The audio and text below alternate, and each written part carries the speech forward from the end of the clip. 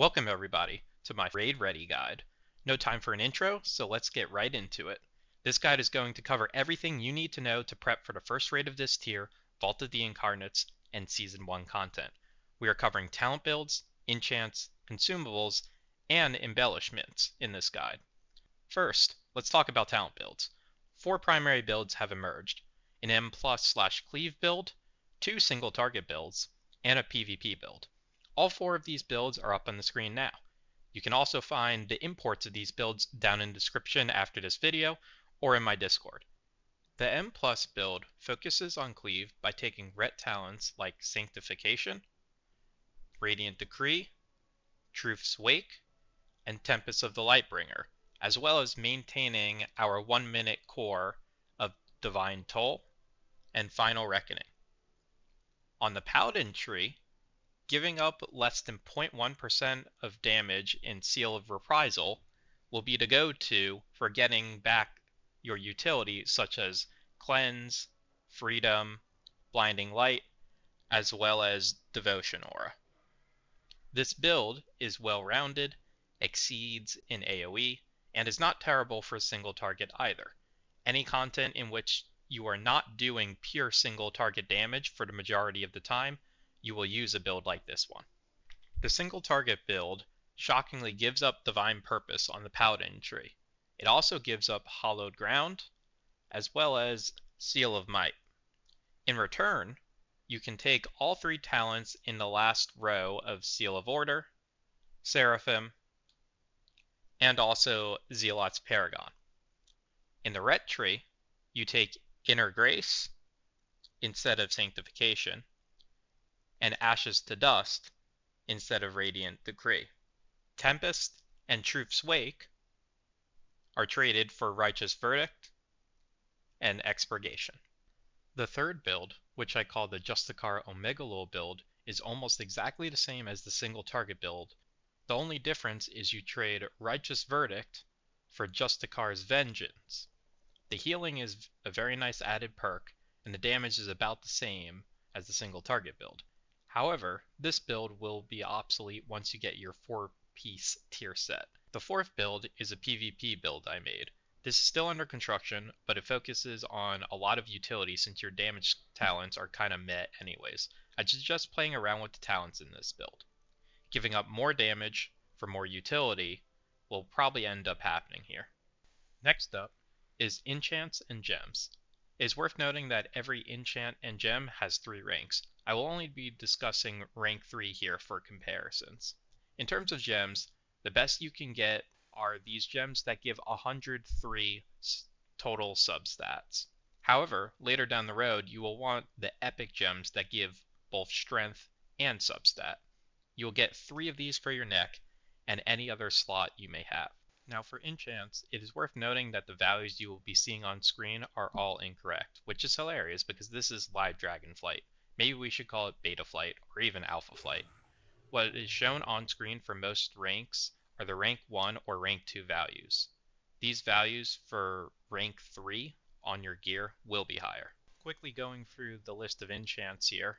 For your weapon, currently Frozen Devotion is simming the best for ret.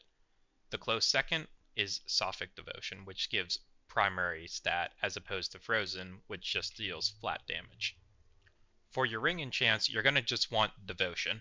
Devotion of Versatility, Mastery, Haste, and Crit are your 4 options. Each one gives a bit of substat. For your cloak, I think the one to go with is Graceful Avoidance. Next up you have the chest enchant. The one with the highest damage increase is Waking Stats. That gives you the most primary. If you want a little less main stat and a bit more survivability, you can also take Sustained Strength, which gives strength as well as stamina. For bracers, it's a very similar choice to the cloak. You get speed, leech, or avoidance. I would suggest going avoidance or leech. Generally speaking, for raid, avoidance is better because all raid-wide AoE damage is in fact reduced by avoidance.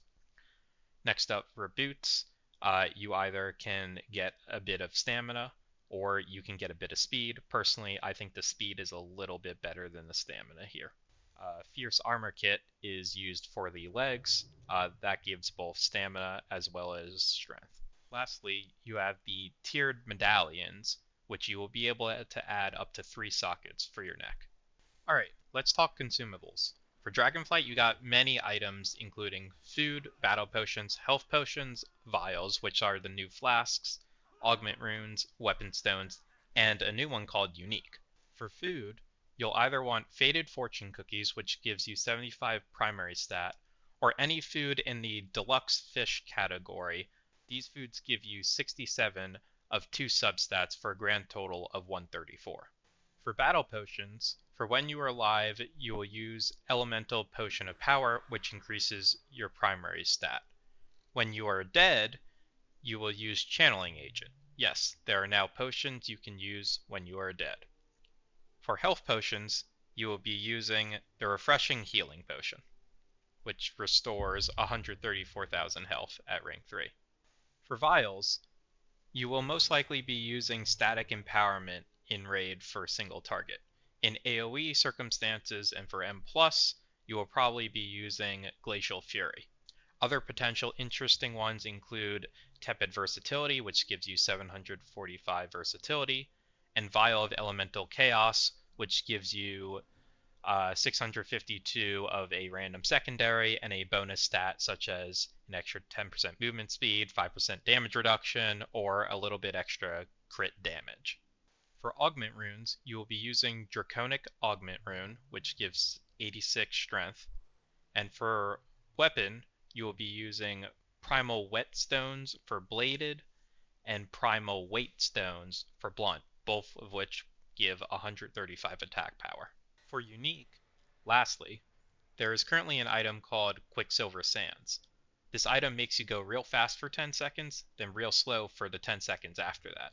It appears to share no cooldown with any other potion, so this might be useful for dodging mechanics in the raid. It is worth noting though that Freedom does not stop the slow debuff currently. Lastly, let's talk about embellishments. The first embellishment you're going to want is the Elemental Lariat. This can be made by jewel crafters, and this will give you 429 of an associated gem stat for 12 seconds when it procs. This one, so far for most classes, is simming the best. After the necklace, the Frostfire Legguards of Preparation are probably best for M+, as at max stats, which you will have a lot in M+, you'll be gaining about 7% haste.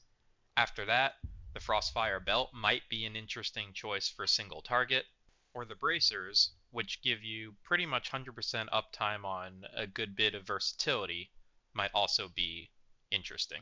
Like, subscribe, and comment for more. Bye!